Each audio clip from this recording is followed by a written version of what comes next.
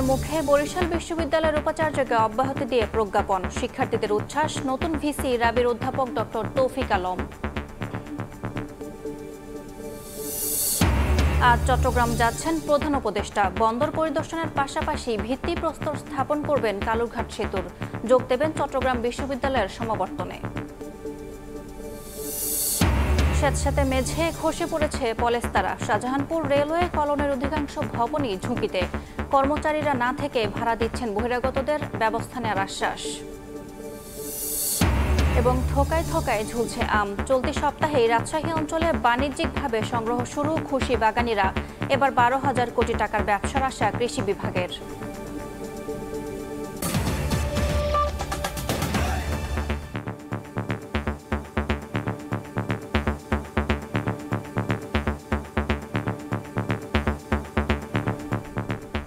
ভোরের সময় সঙ্গে আছি আমি ইয়াসমিন অনন্যা। তুচ্ছ ঘটনাকে কেন্দ্র করে দুর্বৃত্তের ছুরিকাঘাতে নিহত হয়েছেন ঢাকা বিশ্ববিদ্যালয়ের শিক্ষার্থী ও ছাত্রদল নেতা শাহরিয়ার আলম শাম্য।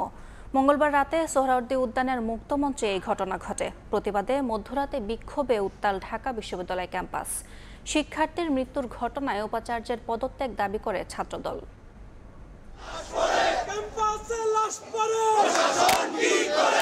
আবারও স্লোগানে স্লোগানে উত্তাল ঢাকা বিশ্ববিদ্যালয় ক্যাম্পাস।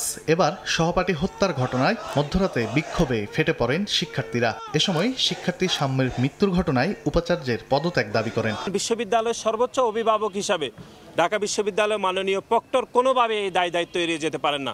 সুতরাং মাননীয় প্রক্টর এবং মাননীয় ভিসি মহোদয়ের পদত্যাগের দাবিতে আগামীকাল 11:30টায় রাজু ভাস্কর্যের সম্মুখে বাংলাদেশ জাতীয়তাবাদী ছাত্রদল বিক্ষোভ মিছিল এবং সমাবেশ করবে। সহপাঠীরা জানান, সোহরাওয়ার্দী উদ্যানের মুক্তমঞ্চের পাশ দিয়ে ঢাকা বিশ্ববিদ্যালয়ের শিক্ষার্থী ও এফ রহমান হল শাখা ছাত্রদলের সাহিত্য ও প্রকাশনা সম্পাদক শাহরিয়ার আলম শাম্য মোটরসাইকেল চালিয়ে যাওয়ার সময় আরেকটি মোটরসাইকেলের সঙ্গে ধাক্কা লাগে। কথা কাটাকাটির এক পর্যায়ে শাম্যকে ছুরিকাঘাত করে পালিয়ে যায় দুর্বৃত্তরা। গুরুতর আহত অবস্থায় উদ্ধার করে ঢাকা মেডিকেল কলেজ হাসপাতালের জরুরি বিভাগে নেওয়া হলে কর্তব্যরত চিকিৎসক তাকে মৃত ঘোষণা করেন। মৃত্যুর খবর ছড়িয়ে পড়লে হাসপাতালে জড়ো হন বিক্ষুব্ধ সহপাঠী এবং শিক্ষার্থীরা। এ সময় হাসপাতালে ছুটে আসেন ছাত্রদল সভাপতিও। বলেন, সোহরাওয়ার্দী উদ্যান নিয়ে বরাবর বিশ্ববিদ্যালয় প্রশাসনকে বলা হলেও উদাসীন ছিলেন তারা। শাম্যের উপর হামলা প্রশাসনের দুর্বলতার প্রতিফলন বলেও মনে করেন ছাত্রদল সভাপতি। বিগত সময়ে আমরা এই ইস্যুতে ঢাকা বিশ্ববিদ্যালয় ছাত্রদল বারবার বিশ্ব প্রশাসনকে অবহিত করেছে এবং আমরা বিভিন্ন সময় বলে থাকি, কিন্তু আমরা তো সেগুলো কোনো প্রতিকার পাইনি। এক পর্যায়ে হাসপাতাল প্রাঙ্গণে আসেন ঢাকা বিশ্ববিদ্যালয়ের উপাচার্য অধ্যাপক নিয়াজ আহমদ। এ সময় ক্ষুব্ধ শিক্ষার্থীদের তোপের মুখে হাসপাতাল এলাকা ত্যাগ করেন তিনি। ঘটনার পরপরই সোহরাওয়ার্দী উদ্যানে অভিযান চালায় পুলিশ। এ সময় আটক করা হয় সন্দেহভাজন বেশ কয়েকজনকে। দ্রুত ঘটনাস্থলে আসছি এবং আমার টিম পাঠিয়েছি আগে। ঘটনাস্থলে আইসা যা এখানে দেখলাম যে কিছু ব্লাড পড়ে আছে। আমরা এখান থেকে 3-4 জনের মতো আমরা ধরেছি। বুধবার ময়নাতদন্ত শেষে বিশ্ববিদ্যালয় প্রাঙ্গণে অনুষ্ঠিত হবে শাম্যের জানাজা। তানভীর হাসান মেঘ, সময় সংবাদ, ঢাকা। টানা 29 দিনের আন্দোলনের পর বরিশাল বিশ্ববিদ্যালয়ের উপাচার্য অধ্যাপক ডক্টর সুচিতা শর্মিনকে অব্যাহতি দিয়ে প্রজ্ঞাপন জারি করেছে শিক্ষা মন্ত্রণালয়। সেই সঙ্গে উপ উপাচার্য এবং ট্রেজারারকে অপসারণ করে প্রজ্ঞাপন জারি করা হয়েছে। এতে আনন্দ উল্লাস করেন আন্দোলনরত শিক্ষার্থী, শিক্ষক, কর্মচারী, কর্মকর্তারা। নতুন উপাচার্য নিয়োগের আগে অন্তর্বর্তীকালীন সময়ের জন্য রাজশাহী বিশ্ববিদ্যালয়ে ফলিত রসায়ন বিভাগের অধ্যাপক ডক্টর তৌফিক আলমকে উপাচার্যের দায়িত্ব দেওয়া হয়েছে। বিস্তারিত সুজয় দাসের তোলা ছবিতে অপূর্বপুর রিপোর্টে। বাঁধ ভাঙা উল্লাস শিক্ষার্থীদের, উল্লাসে মেতেছেন শিক্ষকরাও।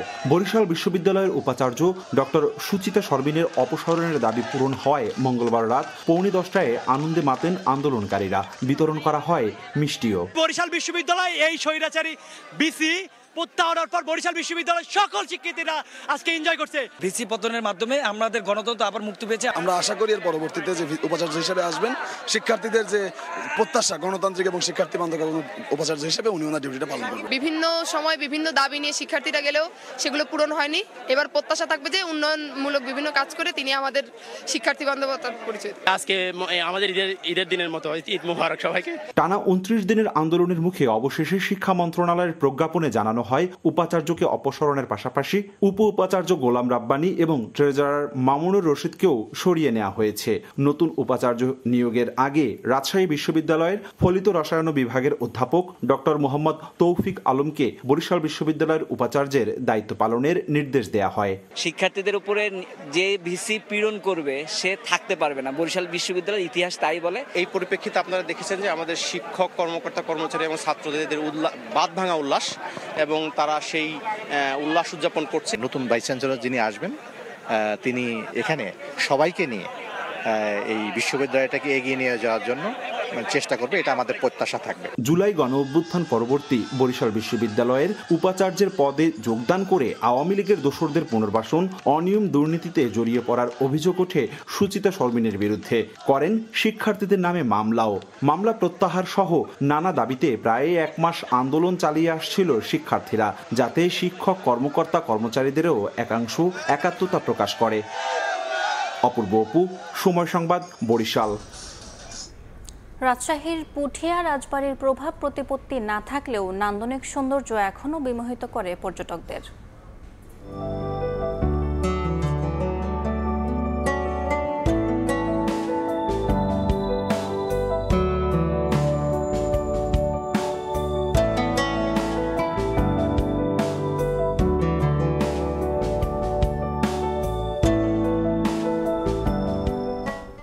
এ নিয়ে রিপোর্ট থাকছে সংবাদের শেষাংশে।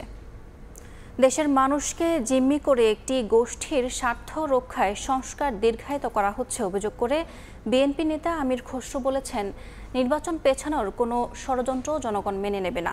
আরেক নেতা হাফিজ উদ্দিন আহমেদ বলেছেন, জনগণকে অন্ধকারে রেখে মানবিক করিডোর হতে পারে না। বলেন, সংকট সমাধানের একমাত্র পথ নির্বাচন। মানবিক করিডোর দেওয়ার নামে দেশের নিরাপত্তা ঝুঁকির মধ্যে পড়ছে বলে মন্তব্য করেন অন্যান্য রাজনৈতিক দলের নেতারা।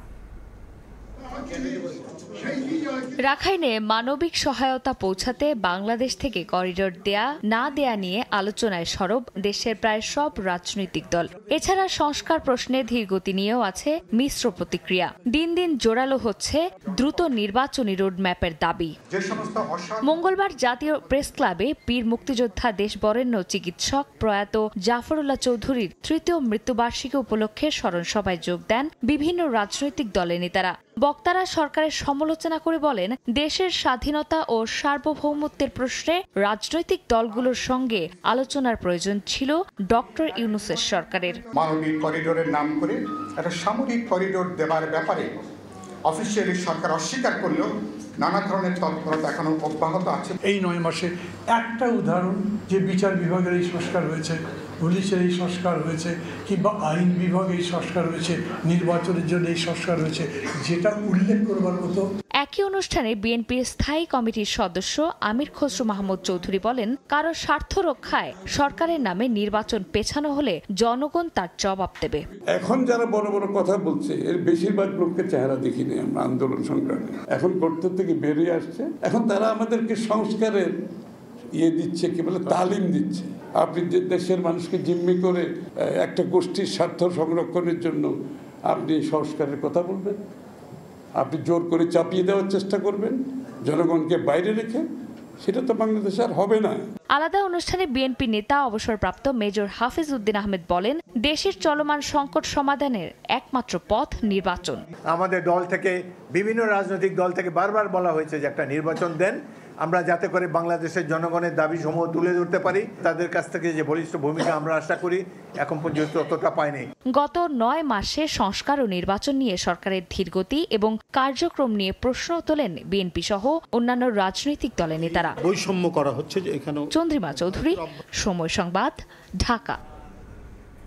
৭১কে অস্বীকার করে বাংলাদেশে রাজনীতি করার কোনো সুযোগ নেই বলে মন্তব্য করেছেন জাতীয় নাগরিক কমিটির মুখ্য সমন্বয়ক নাসির উদ্দিন পাটোয়ারি। মঙ্গলবার দুপুরে সংগঠনটির যুব শাখার আত্মপ্রকাশ উপলক্ষে সংবাদ সম্মেলনে একথা বলেন তিনি। এদিকে আওয়ামী লীগকে স্থায়ীভাবে নিষিদ্ধ করার দাবি জানিয়েছে জুলাই ঐক্য।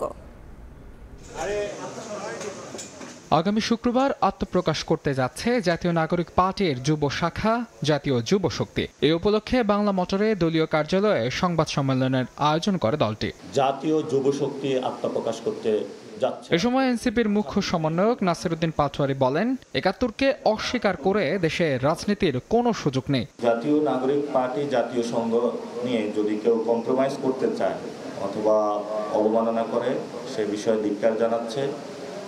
৭১কে আসলে অস্বীকার করে বাংলাদেশের রাজনীতি করার সুযোগ নাই। ৭১ আমাদের ভিত্তিমূল, আমরা ২৪-এ সেটা রিক্লেইম করেছি এবং এই ভিত্তিমূল আমাদের থাকতে হবে।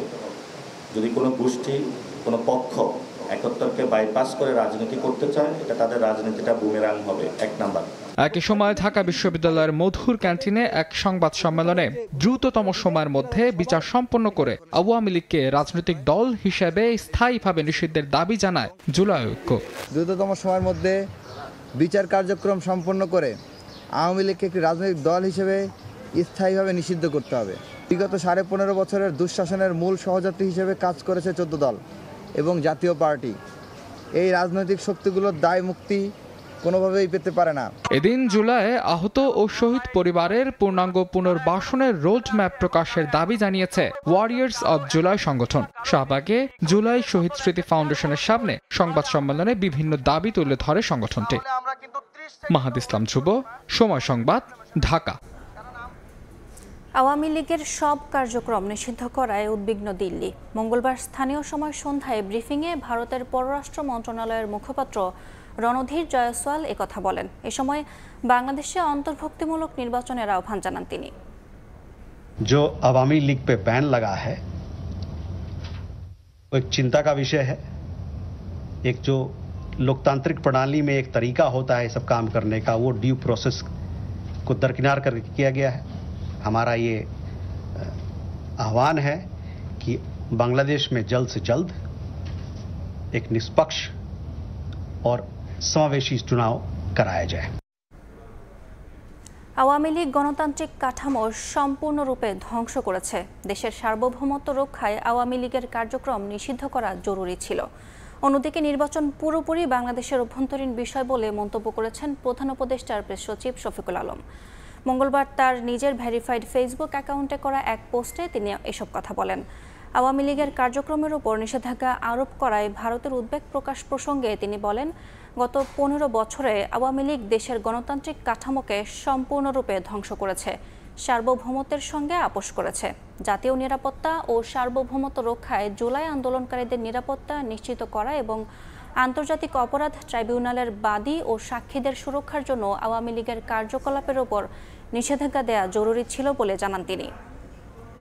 আজ চট্টগ্রাম সফরে যাচ্ছেন প্রধান উপদেষ্টা ডক্টর মোহাম্মদ ইউনূস। পরিদর্শন করবেন চট্টগ্রাম বন্দর এবং ভিত্তিপ্রস্তর স্থাপন করবেন কালুরঘাট সেতুর। এছাড়া যোগ দেবেন চট্টগ্রাম বিশ্ববিদ্যালয়ের সমাবর্তনেও। প্রধান উপদেষ্টা হওয়ার পর প্রথমবারের মতো চট্টগ্রাম সফরে গিয়ে সমুদ্র বন্দর পরিদর্শন করবেন ডক্টর মোহাম্মদ ইউনূস। মতবিনিময় করবেন বন্দর ব্যবহারকারী ব্যবসায়ী ও বিভিন্ন সংস্থার নেতাদের সঙ্গে। সফরে চট্টগ্রাম সার্কিট হাউস থেকে ১১,০০০ কোটি টাকা ব্যয়ে কর্ণফুলী নদীর ওপর কালুরঘাট সেতুর ভিত্তিপ্রস্তর উন্মোচন করবেন প্রধান উপদেষ্টা, যার মধ্য দিয়ে দক্ষিণ চট্টগ্রামের কোটি মানুষের দীর্ঘদিনের স্বপ্ন বাস্তবায়নের বুনন শুরু হবে। সফরসূচির শেষ পর্যায়ে দুপুর চট্টগ্রাম বিশ্ববিদ্যালয়ের পঞ্চম সমাবর্তন অনুষ্ঠানে যোগ দেবেন প্রধান উপদেষ্টা। সমাবর্তনে অংশ নিচ্ছেন ২২,৬০০ গ্র্যাজুয়েট।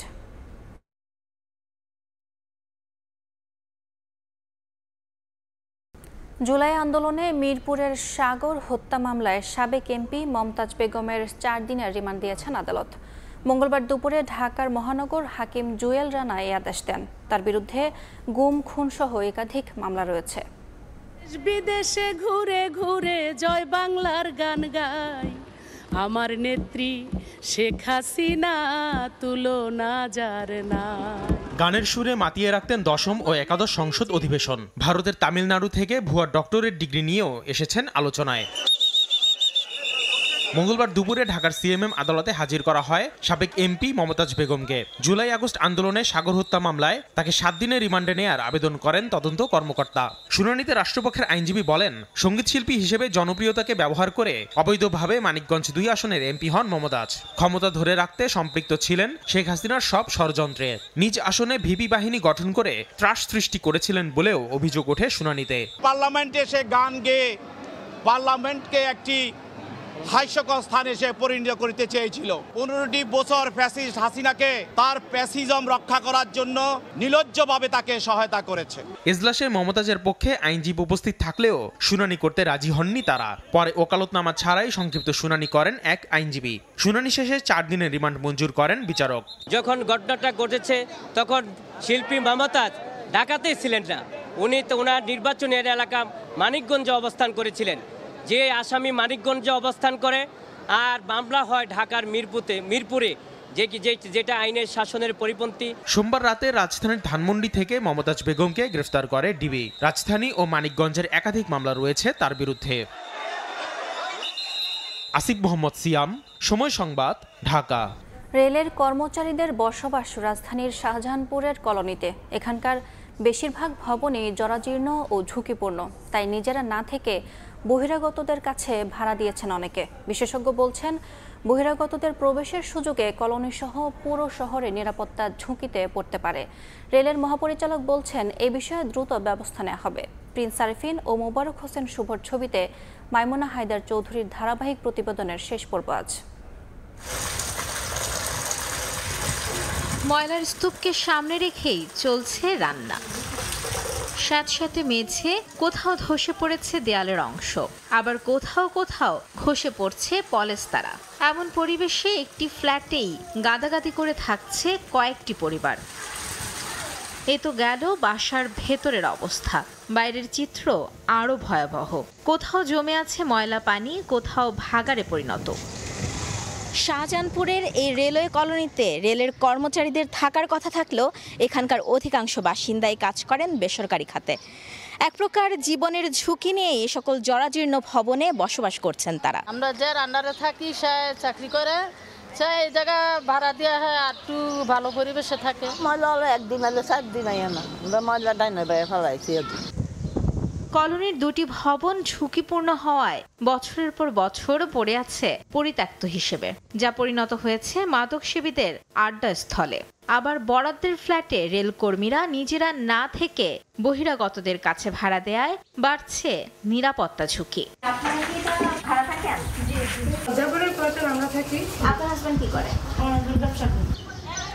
বহিরাগতদের প্রবেশ ঠেকাতে বছরে 2 বার মনিটরিংয়ের পরামর্শ অপরাধ বিশেষজ্ঞের। এর ভেতরে কোনো অপরাধী, জঙ্গি তারা কেউ আছে কিনা, এইটা আপনার একটা আশঙ্কা থেকেই যায়। বরাদ্দগুলো কাদের নামে দিচ্ছে সেটা তো একটা অফিসিয়াল রেকর্ড থাকে, এবং সেটা 6 মাস 1 বছরে একটু মনিটর করা দরকার যে যারা বরাদ্দ নিয়েছে তারা থাকছে কিনা। নগর পরিকল্পনাবিদ বলছেন, কর্মকর্তাদের জন্য বিলাসবহুল আবাসের বিপরীতে কর্মচারীদের জন্য ঝুঁকিপূর্ণ আবাসন বৈষম্যহীন দেশ করার পেছনে অন্তরায়। একই রাষ্ট্রের প্রথম শ্রেণী কর্মকর্তা এবং তৃতীয় এবং চতুর্থ শ্রেণী কর্মকর্তাদের আবাসনের এই যে বৈপরীত্য, এটা কিন্তু রাষ্ট্রের বৈষম্যমূলক যে বৈষম্যহীন যে রাষ্ট্র সমাজ ব্যবস্থার কথা বলি, এইটার স্পিরিটের সাংঘর্ষিক। রেলের মহাপরিচালক বলছেন, রাজনৈতিক চাপে অনেক সময় বহিরাগতদের ফ্ল্যাট থেকে উচ্ছেদ করা যায় না, তবে এখন থেকে ব্যবস্থা নেওয়া হবে। অনেক সময় আমরা রাজনৈতিক প্রভাবের কারণে আমরা করতে পারি না। প্রথম পদক্ষেপ হিসাবে আমরা যারা ভাড়া দিয়ে আছে তাদের একটা তালিকা করে তাদেরকে নোটিশ দিব, পরে নির্দিষ্ট সময়ের মধ্যে ভাড়াটা উঠে না দিয়ে তারা যদি না ফিরে আসে তাহলে আমরা তাদেরকে বাসা ক্যান্সেল করে দিতে পারি। মহাপরিচালক আরও জানান, অর্থের অভাবে মেরামত করা যাচ্ছে না ঝুঁকিপূর্ণ ভবন। মাইমুনা হায়দার চৌধুরী, সময় সংবাদ, ঢাকা। ভেঙে পড়েছে কক্সবাজার জেলার প্রধান সরকারি চিকিৎসা কেন্দ্র সদর হাসপাতালের চিকিৎসা ব্যবস্থা। প্রায় 45 লাখ মানুষের একমাত্র ভরসাস্থল এই হাসপাতালে নেই পর্যাপ্ত জনবল। আর বরাদ্দ না আসায় গত 9 মাস ধরে বেতন পাচ্ছে না 176 জন চিকিৎসক ও কর্মচারী। যে কোনো মুহূর্তে বন্ধ ঘোষণা করা হতে পারে বিশেষায়িত বিভাগ, সিসিইউ ও আইসিইউ। তবে বিষয়গুলো ঊর্ধ্বতন কর্তৃপক্ষকে লিখিতভাবে অবহিত করা হয়েছে বলে জানিয়েছেন হাসপাতালের তত্ত্বাবধায়ক মোহাম্মদ ফরাজের ক্যামেরায় বিস্তারিত জানাচ্ছেন সুজাউদ্দিন রুবেল। কক্সবাজার সদর হাসপাতালে বিশেষায়িত ইউনিট আইসিইউ, যেখানে 7 জন রোগী থাকলেও কর্তব্যরত চিকিৎসক রয়েছেন মাত্র 1 জন। তিনিও বিনা বেতনে 9 মাস ধরে কাজ করছেন। আমার সাথে মেডিকেল অফিসার যারা আছেন সবাই বিনা বেতনে কাজ করছেন। সেক্ষেত্রে ওনারা যদি জুন মাসের পর চলে যায় আমরা কিন্তু হঠাৎ করে শাটডাউনের দিকে চলে যেতে পারি। তার আগে সিকিউরিটি গার্ড থাকলে যখন আইওএম এর সাপোর্টটা ভালো ছিল তখন হতো কি সিকিউরিটি গার্ড একটু প্রিভেন্ট করতে পারতো, পুলিশের সাপোর্ট হতো কম। মূলত 2019 সালে রোহিঙ্গা সংকটে স্থানীয়দের জন্য বিশ্বব্যাংকের বরাদ্দ অর্থে কক্সবাজার জেলা সদর হাসপাতালে চালু করা হয়েছিল আইসিইউ, সিসিইউ, জরুরি প্রসূতি এবং শিশু সুরক্ষা সেবা কার্যক্রম। এতে সরকারিভাবে নিয়োগ করা জনবল ছাড়াও 176 জন চিকিৎসক ও কর্মচারীর পদায়ন করা হয়। এই প্রকল্পের মেয়াদ শেষ হয় 2024 সালের জুনে। পরে সরকারি প্রচেষ্টায় প্রকল্পের মেয়াদ 3 মাস বাড়িয়ে সেপ্টেম্বর পর্যন্ত বর্ধিত করে। কিন্তু গত 9 মাস ধরে বেতন পাচ্ছেন না এসব চিকিৎসক ও কর্মচারীরা, যাদের মধ্যে 94 জন চাকরি ছেড়ে গেলেও বিনা বেতনে এখনো কাজ করছেন 82 জন। প্রতি মাসে আশ্বাস দেয় আজকে হবে কালকে হবে, আমরা এই প্রত্যাশায় আমরা ডিউটি করে যাচ্ছি প্রতিনিয়ত। রোগীদের অভিযোগ এখানে মিলছে না কাঙ্ক্ষিত সেবা। আমি তো রোগী নিয়ে আসছি কিন্তু ডাক্তারকে তো খুঁজে পাওয়া যাচ্ছে না জরুরি বিভাগে। খাবার পানি সব কিছু সমস্যা, থাকার জায়গায় পাচ্ছি না, লিফটের গুড়ার মধ্যে থাকতে আজকে এখানে আসছি। হাসপাতালের তত্ত্বাবধায়ক জানালেন সমস্যা নিরসনে ঊর্ধ্বতন কর্তৃপক্ষকে অবহিত করা হয়েছে। যদিও আমি আশ্বাস পেয়েছি জুলাই 1 তারিখ থেকে আমার নতুন একটা প্রজেক্ট আইএসও যেটা শুরু হবে। আমাদের যে রোগী ভর্তি আছে 3 গুণের অধিক, সেই তুলনায় আমাদের যদি পরিপূর্ণ চিকিৎসা দিতে গেলে আমাদের জনবল লাগবে। কক্সবাজার জেলা সদর হাসপাতালের জরুরি বিভাগে প্রতিদিন গড়ে 500 এবং বহির্বিভাগে 2500 রোগী সেবার জন্য আসেন। আর 250 শয্যার হাসপাতাল হলেও ভর্তি থাকে প্রায় 900 মতো রোগী। সুজাউদ্দিন রুবেল, সময় সংবাদ, কক্সবাজার। যমুনার ভাঙন ঠেকাতে বগুড়ার সোনাতলায় স্বেচ্ছাশ্রম ও নিজেদের অর্থায়নে নদীর তীরে পাকা সড়ক নির্মাণ করছেন গ্রামবাসীরা। এর মধ্যে 14 লাখ টাকা খরচ করে সড়কের 40 ভাগ কাজ শেষ করেছেন স্থানীয়রা। তাদের উদ্যোগকে স্বাগত জানিয়েছে স্থানীয় প্রশাসন। পাশাপাশি বাকি কাজ শেষ করতে সহায়তার আশ্বাস সংশ্লিষ্ট কর্মকর্তার। শাহাদুল ইসলামের ছবিতে আব্দুল আওয়ালের রিপোর্ট। নদীর তীর ঘেঁষে চলছে সড়ক নির্মাণের কর্মযজ্ঞ।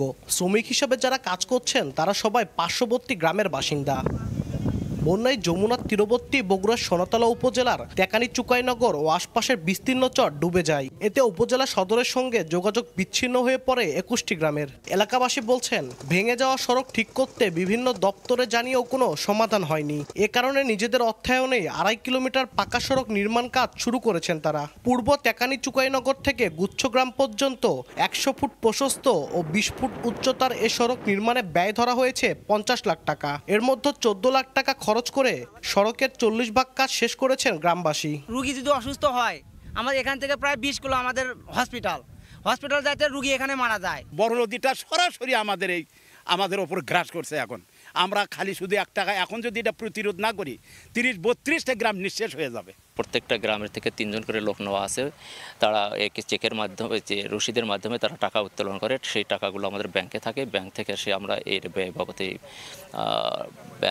রাস্তার ব্যয় বাবদ আমরা এটা ব্যয় করি। গ্রামবাসীর উদ্যোগকে স্বাগত জানিয়েছে স্থানীয় প্রশাসন। পাশাপাশি বাকি কাজ শেষ করতে সহায়তার আশ্বাস সংশ্লিষ্ট কর্মকর্তার। বরাদ্দ পাওয়া গেলে তাদের সাথে আমরা সেই কাজটা করে দিতে পারবো, এই বিষয়টা আমরা ঊর্ধ্বতন কর্মকর্তার কাছ থেকে আশ্বাস পেয়েছি। গ্রামবাসীদেরকে অনেক ধন্যবাদ যে তারা এইভাবে ইউনাইটেডলি এত বড় একটা অসাধ্যকে সাধন করেছেন। আমাদের এখানে সাহায্য থাকবে এবং আমরা আমাদের যে সামনে সুযোগগুলো আসবে ইউনোকেও আমি বলবো এখানে তাদেরকে বাকি অংশটা একটু হেল্প করে যাতে এটা পুরোপুরি কমপ্লিট করে দেওয়া যায়। বগুড়া সোনাতলা উপজেলার তেকানি চুকাইনগর ও আশপাশের 21টি গ্রামে 30,000 মানুষের বসবাস। আব্দুল আউয়াল, সময় সংবাদ, বগুড়া। ভোরের সময় আরও থাকছে। কর্মসংস্থানে বড় অবদান রাখায় এসএমই খাতে নেই সুনির্দিষ্ট বরাদ্দ। ফাউন্ডেশনকে সামান্য অর্থ দিয়ে দায় সারার চেষ্টা, আসছে বাজেটে প্রয়োজনীয় বরাদ্দের দাবি। চলতি সপ্তাহ থেকে রাজশাহী অঞ্চলে শুরু হচ্ছে বাণিজ্যিকভাবে আম সংগ্রহ। মৌসুমের শুরুতে মুকুল ঝরে গেলেও আমের আকার বড় হওয়ার লাভের আশা বাগান মালিকদের।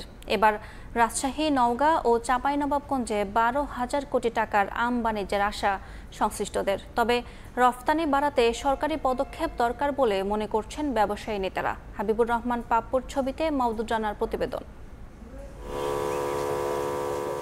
গাছ থেকে আম নামানোর প্রশাসনিক ক্যালেন্ডার চূড়ান্ত হলেও বাগান পরিচর্যায় ব্যস্ত বাগান মালিকরা।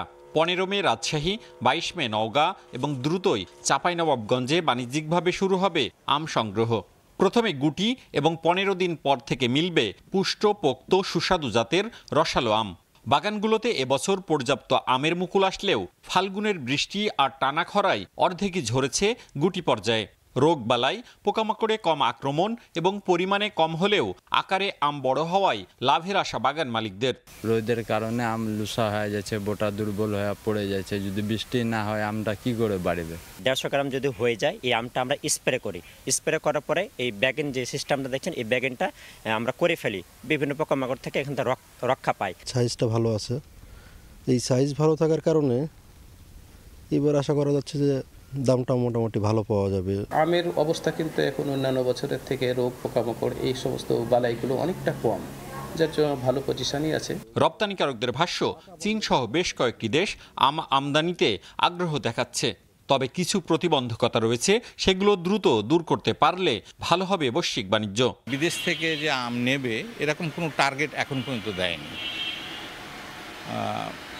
যেহেতু দেশেও একটু অস্থিতিশীল অবস্থায়, এটা একটু গোছাতে হবে, সময় লাগছে। তারপরে শোনা যাচ্ছে বা ইনফরমেশন আসছে চীন আম নিবে। কৃষি বিভাগ ও বাণিজ্য সংশ্লিষ্টরা বলছেন, এ মৌসুমে রাজশাহী অঞ্চলে, বিশেষ করে রাজশাহী, নওগাঁ ও চাঁপাইনবাবগঞ্জে 12,000 কোটি টাকার আম বাণিজ্য হবে। আমটা যেহেতু উৎপাদন রাজশাহীতে হয়, যে পচনশীল দ্রব্য, এই পচনশীল দ্রব্যটাকে যদি রাজশাহীতেই কন্টেন করে, যদি এখান থেকেই সরাসরি কার্টনজাত করে দেশের বাইরে পাঠানো হয়, তাহলে কিন্তু বৈদেশিক মুদ্রা গতবারের তুলনায় অনেক বেশি পাওয়া যাবে। কৃষি বিভাগের তথ্য মতে রাজশাহীতে এবার 19,500, নওগাঁয় 31,000 এবং চাঁপাইনবাবগঞ্জে 37,500 হেক্টর জমিতে আমবাগান রয়েছে। উৎপাদন লক্ষ্যমাত্রা রাজশাহীতে 2,60,000, নওগাঁয় 3,80,000 ও চাঁপাইনবাবগঞ্জে 3,86,000 মেট্রিক টন। মওদুদ রানা, সময় সংবাদ, রাজশাহী। রাখাইনে করিডোর দেয়া অনেকটা আমেরিকার মধ্যস্থতায় ইসরায়েলের সঙ্গে আরব রাষ্ট্রগুলোর চুক্তির মতো বলে মন্তব্য করেছেন স্টুডেন্টস ফর সভরেন্টির একদল শিক্ষার্থী। মঙ্গলবার বিকেলে ঢাকা বিশ্ববিদ্যালয়ের মধুর ক্যান্টিনে এক সংবাদ সম্মেলনে একথা বলেন স্টুডেন্টস ফর সভরেন্টির শিক্ষার্থীরা। দুবাই ভিত্তিক প্রতিষ্ঠান ডিপি ওয়ার্ল্ডের সঙ্গে আমেরিকা ও ইসরায়েলের একাধিক চুক্তি রয়েছে বলে উল্লেখ করে তারা বলেন, ডিপি ওয়ার্ল্ডকে কেন্দ্র করে চট্টগ্রাম বন্দরে মার্কিন নৌজাহাজ ভিড়তে পারবে কিনা, ইসরায়েলিরা আসবে কিনা, ভারতীয়রা কাজ করবে কিনা, এসব বিষয় অন্তর্বর্তী সরকারকে স্পষ্ট করতে হবে। এ সময় জনগণের কাছে খোলাসা না করে কোনো চুক্তি করা যাবে না বলেও জানান তারা। বলেন, বাংলাদেশকে কোনো রাষ্ট্রের প্রক্সি বানানো যাবে না। তুরস্কের ফার্স্ট লেডি তিনি চলে এসেছেন। এখানে রোহিঙ্গা স্বার্থ দেখতে হবে, বাংলাদেশের স্বার্থ দেখতে হবে। ভিন্ন কোনো রাষ্ট্রের স্বার্থ বা সংস্থার স্বার্থ দেখলে চলবে না। এমন কোনো রাষ্ট্র, প্রতিষ্ঠান অথবা সংস্থাকে যুক্ত করা যাবে না যারা কোনো এক সময় বাংলাদেশের নিরাপত্তার জন্য হুমকি হয়ে দাঁড়াতে পারে। সীমান্তবর্তী অঞ্চলে আরেকটা রাষ্ট্রকে করিডোর দিবে বা প্যাসেজ দিবে, যেটাই হোক না কেন, এটা দিতে হলে ইন্টারিম গভর্নমেন্টকে রাজনৈতিক দলগুলোর সাথে বসতে হবে, আমাদের সাথে বসতে হবে, পাশাপাশি সার্বভৌমত্ব নিয়ে যারা কাজ করে তাদের প্রত্যেকের সাথে বসতে হবে। এনবিআর ভেঙে নীতি ও ব্যবস্থাপনা আলাদা করলেও সংস্থাটির কর্মকর্তাদের স্বার্থ বহাল আছে বলে মনে করেন অর্থ উপদেষ্টা সালেউদ্দিন আহমেদ। আরও বলেন, এতে রাজস্ব আদায়ে কোনো প্রভাব পড়বে না। বিশেষজ্ঞ ও ব্যবসায়ীরা বলছেন, নতুন সিদ্ধান্তের কারণে স্বার্থের দ্বন্দ্ব কমে রাজস্ব আয় বাড়বে, পাশাপাশি গতি আসবে আমদানি রফতানি বাণিজ্যে। বিসিএস আয়কর ও কাস্টমস ক্যাডার কর্মকর্তাদের মতামত উপেক্ষা করেই সোমবার রাতে রাজস্ব নীতি ও রাজস্ব ব্যবস্থাপনা আলাদা করে অধ্যাদেশ জারি করেছে সরকার। তাতে রাজস্ব নীতি বিভাগের কার্যপরিধিতে সামান্য পরিবর্তন এসেছে, আর ব্যবস্থাপনা বিভাগের প্রশাসনিক পদগুলোতে প্রশাসন ক্যাডারের পাশাপাশি আয়কর ও কাস্টমস ক্যাডারের কর্মকর্তাদের রাখা হয়েছে। এমন পরিস্থিতিতে রাজস্ব কর্মকর্তাদের স্বার্থ বহাল আছে মন্তব্য করে অর্থ উপদেষ্টা বলেন, অধ্যাদেশ নিয়ে শঙ্কার কিছু নেই। মঙ্গলবার সচিবালয়ে সরকারি ক্রয় সংক্রান্ত উপদেষ্টা কমিটির সভা শেষে কথা জানান তিনি। তাদের স্বার্থ সম্পূর্ণভাবে সংরক্ষিত আছে।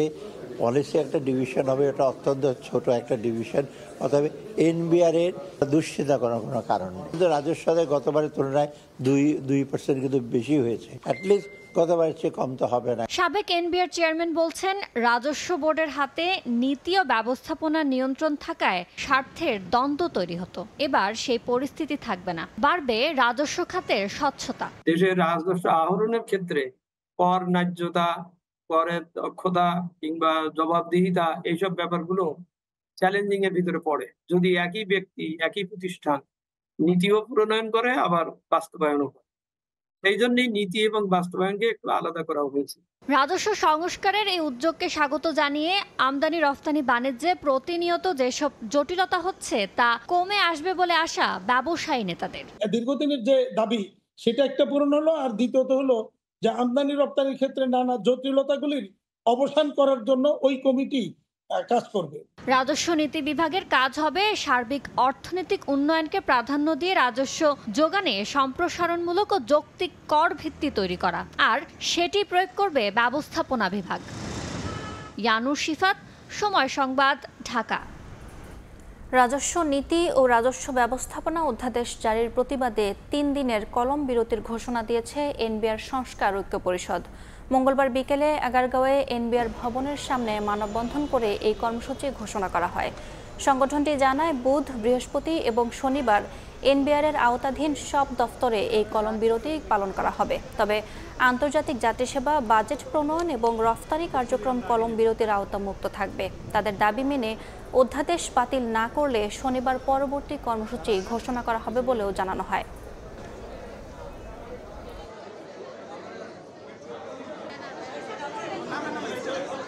সকল দপ্তর আগামী 14ই মে বুধবার সকাল 10টা থেকে দুপুর 1টা পর্যন্ত, আগামী 15ই মে বৃহস্পতিবার সকাল 10টা থেকে দুপুর 3টা পর্যন্ত এবং আগামী 17ই মে শনিবার সকাল 10টা থেকে 3টা পর্যন্ত সকল স্তরের কর্মকর্তা কর্মচারী কলম বিরতি পালন করবে। বিভিন্ন স্টেক হোল্ডারদের মতামত নেওয়া হোক, আমাদের মতামত নেওয়া হোক এবং তার ভিত্তিতে যেটি দেশের জন্য ভালো হবে, রাজস্ব প্রশাসনের জন্য ভালো হবে, সেটাতে আমাদের কোনো কর্মসংস্থান তৈরিতে সবচেয়ে বেশি অবদান রাখা এসএমই খাতের জন্য বাজেটে থাকে না কোনো সুনির্দিষ্ট বরাদ্দ।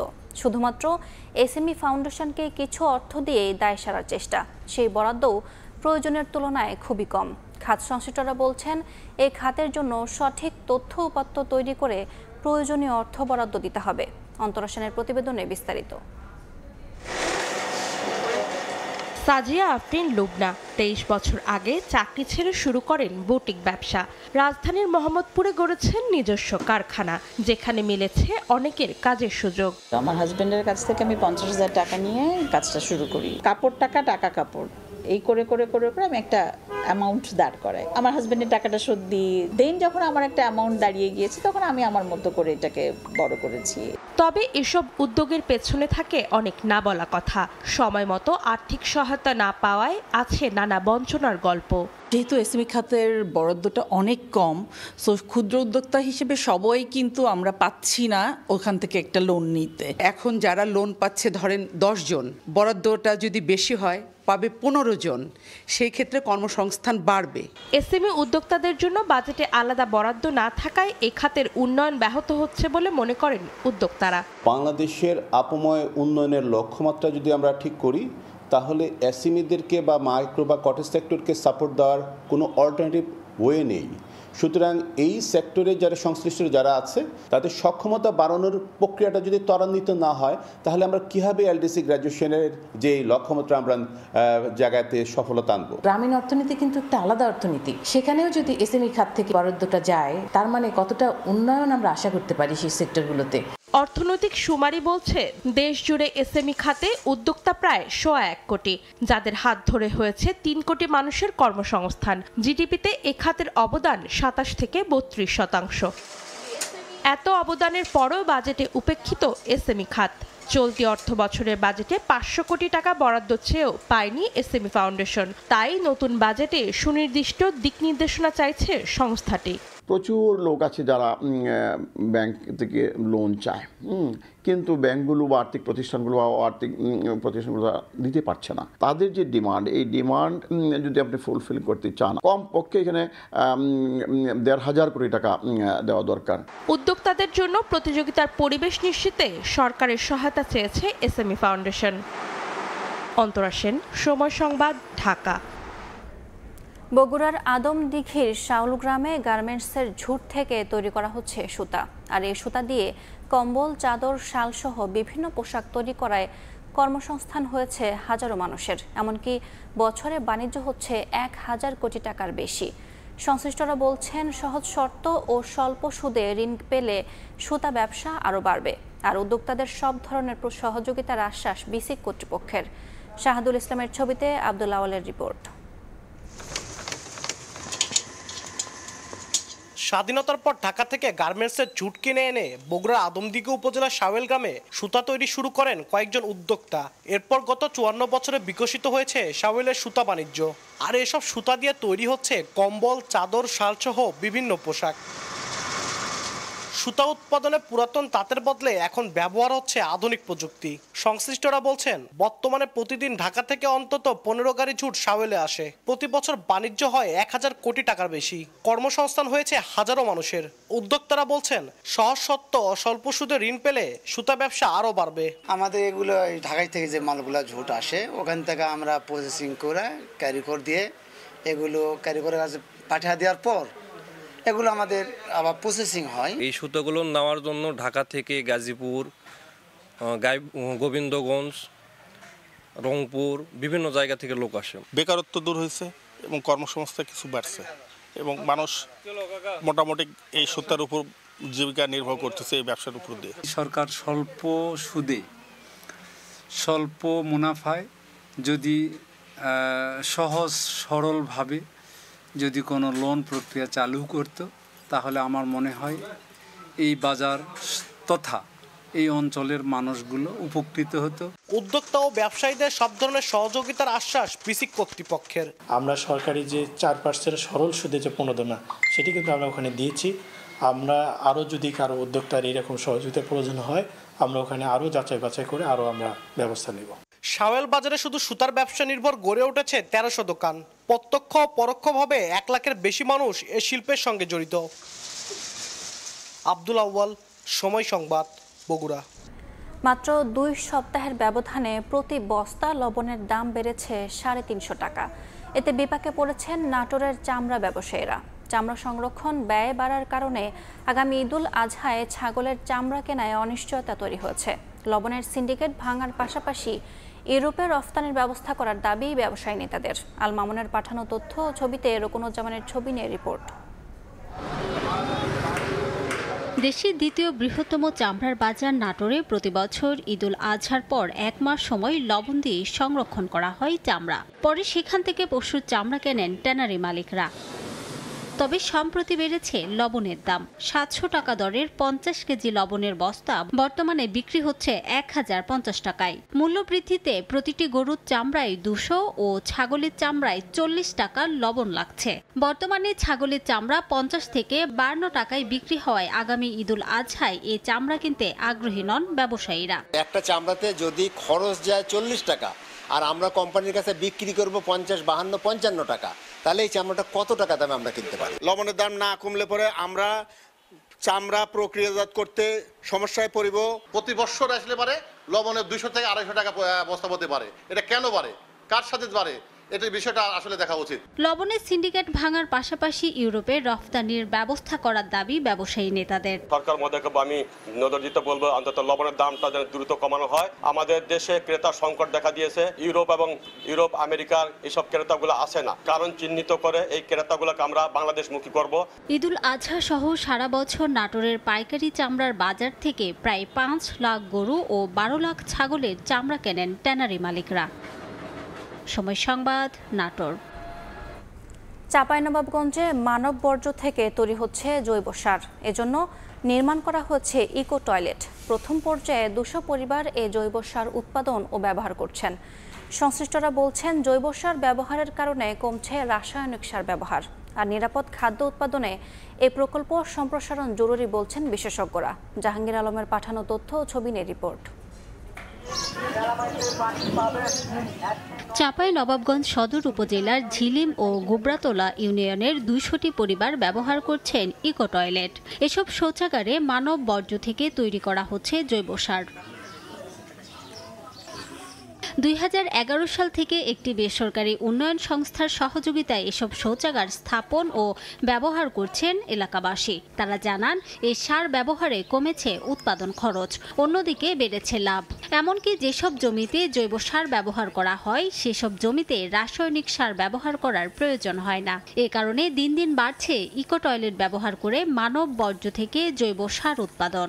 আমি ধানে দিয়েছি, কপিতে দিয়েছি, এটা আমি ভালো রেজাল্ট পেয়েছি। এই সারটা আপনার জমিতে দিলে অন্য সার কম লাগে, উপকার পাই, ফলন বেশি হয়, সার কম লাগে। ইকো টয়লেটটাকে যদি সাধারণ জনগণের মাঝে এটাকে ব্যাপকভাবে ছড়িয়ে দেওয়ার যদি সরকারি উদ্যোগ নেওয়া হয়, রাসায়নিক সার আমদানি করতে হয়, সেটা 50% কমে যাবে।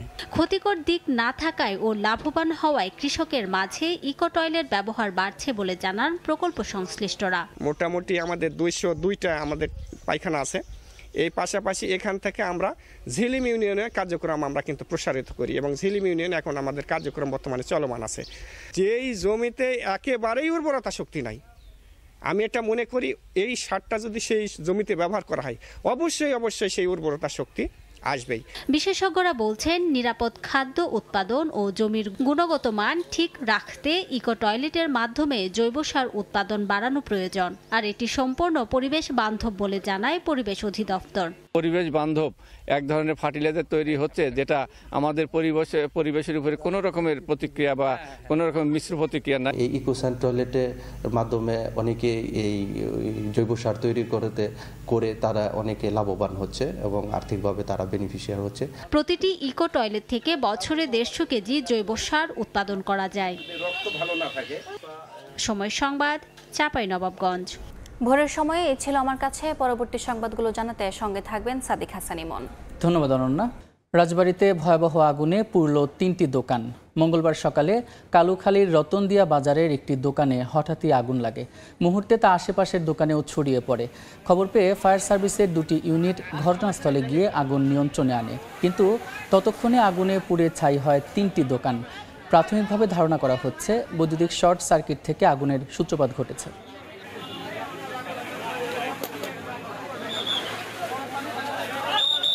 ময়মনসিংহে কবির কাজী নজরুল ইসলামের 126তম জন্মজয়ন্তী জাতীয় পর্যায়ে উদযাপনের দাবিতে সড়ক অবরোধ করে বিক্ষোভ করেছেন স্থানীয়রা। মঙ্গলবার দুপুরে ত্রিশালের নজরুল একাডেমির সামনে জড়ো হন নানা বয়সী মানুষ। এই সময় ঢাকা ময়মনসিংহ মহাসড়ক অবরোধ করেন তারা। ঘণ্টাব্যাপী চলে বিক্ষোভ কর্মসূচি। পরে উপজেলা নির্বাহী কর্মকর্তার হস্তক্ষেপে অবরোধ তুলে নেওয়া হয়। কাজী নজরুল ইসলামের জন্মজয়ন্তী জাতীয় পর্যায়ে উদযাপনের উদ্যোগ না নিলে আবারও মহাসড়ক অবরোধের হুঁশিয়ারি দেন বিক্ষোভকারীরা। মুন্সিগঞ্জের গজারিয়ায় অভিযান চালিয়ে পিস্তলের গুলিসহ অস্ত্রের বিভিন্ন সরঞ্জাম উদ্ধার করেছে সেনাবাহিনী। পুলিশ জানিয়েছে, দীর্ঘদিন ধরে গজারিয়া উপজেলার বিভিন্ন গ্রামে একটি চক্র কৌশলে সন্ত্রাসী কার্যক্রম পরিচালনা করছিল। এরই ধারাবাহিকতায় অভিযান চালায় সেনাবাহিনী, কোস্টগার্ড, পুলিশ, র্যাব ও নৌ পুলিশের সদস্যরা। জামালপুর গ্রামের মোশারফের ঘর তল্লাশি করে 2টি ম্যাগজিন, বিভিন্ন ধরনের 51টি তাজা গুলি, 2টি পিস্তলের কভার, একটি কুড়াল, একটি টেঁটা সহ বিভিন্ন সরঞ্জাম উদ্ধার করা হয়। তবে আইনশৃঙ্খলা বাহিনীর উপস্থিত হওয়ার আগেই কৌশলে পালিয়ে যায় ভুক্তভোগীরা।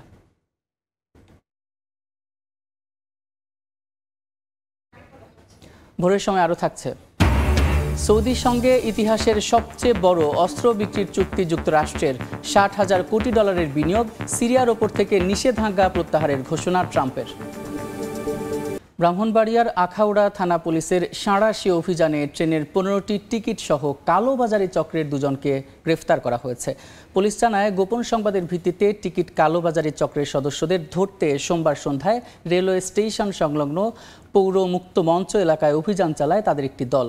এ সময় সেখান থেকে 2জনকে আটক করা হয়। পরে তাদের দেহ তল্লাশি করে মহানগর এক্সপ্রেস, চট্টলা এক্সপ্রেস, মহানগর গোধূলি, উপকূল এক্সপ্রেস এবং মহানগর প্রভাতী ট্রেনের মোট 15টি টিকিট জব্দ করা হয়। প্রাথমিক জিজ্ঞাসাবাদে তারা টিকিট কালোবাজারির কথা স্বীকার করে। নারায়ণগঞ্জে সাংবাদিকের ওপর হামলায় জড়িতদের গ্রেফতারের দাবিতে মানববন্ধন করা হয়েছে। মঙ্গলবার দুপুরে রূপগঞ্জ উপজেলার নির্বাহী কর্মকর্তার কার্যালয়ের সামনে সাংবাদিক, শিক্ষার্থী সহ স্থানীয়রা এই কর্মসূচি পালন করেন। এ সময় বক্তারা 24 ঘন্টার মধ্যে হামলাকারীদের গ্রেফতার এবং দৃষ্টান্তমূলক শাস্তির দাবি জানান। অন্যথায় ঢাকা-সিলেট মহাসড়ক অবরোধ সহ কঠোর আন্দোলনের হুঁশিয়ারি দেন তারা। গত 7 মে রাতে রূপগঞ্জ উপজেলার পূর্বাচল উপশহর এলাকায় সাংবাদিক রিয়াজ হোসেনের ওপর দুর্বৃত্তরা হামলা চালায়। দেশের বাইরের খবর, সৌদি আরবের সঙ্গে ইতিহাসের সবচেয়ে বড় অস্ত্র বিক্রির চুক্তি করেছে যুক্তরাষ্ট্র। স্থানীয় সময় মঙ্গলবার রিয়াদের বিনিয়োগ ফোরামে প্রায় 14,200 কোটি ডলারের এই চুক্তি করেন প্রেসিডেন্ট ডোনাল্ড ট্রাম্প। অস্ত্র চুক্তি ছাড়াও 60,000 কোটি ডলারের বিনিয়োগ চুক্তির কথা উল্লেখ করেন সৌদি যুবরাজ। পাশাপাশি আগামী মাসগুলোতে তা বেড়ে 1 লাখ কোটি ডলারে উন্নীত হবে বলেও জানান তিনি। একই দিন সিরিয়ার ওপর থেকে যুক্তরাষ্ট্রের নিষেধাজ্ঞা প্রত্যাহার করে নেওয়ার ঘোষণাও দেন ট্রাম্প।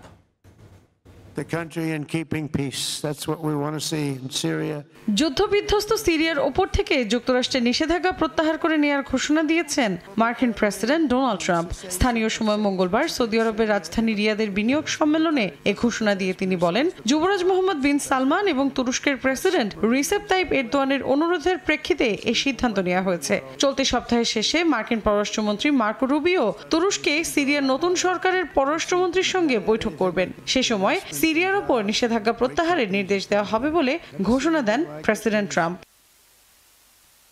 একই দিন যুক্তরাষ্ট্র ও সৌদি আরবের মধ্যে ইতিহাসের অন্যতম বড় সামরিক চুক্তি স্বাক্ষরিত হয়েছে। হোয়াইট হাউস জানায়, চুক্তির আওতায় যুক্তরাষ্ট্র সৌদি আরবকে আধুনিক যুদ্ধ সরঞ্জাম ও প্রযুক্তি সরবরাহ করবে, যার মূল্য প্রায় 14,200 কোটি ডলার।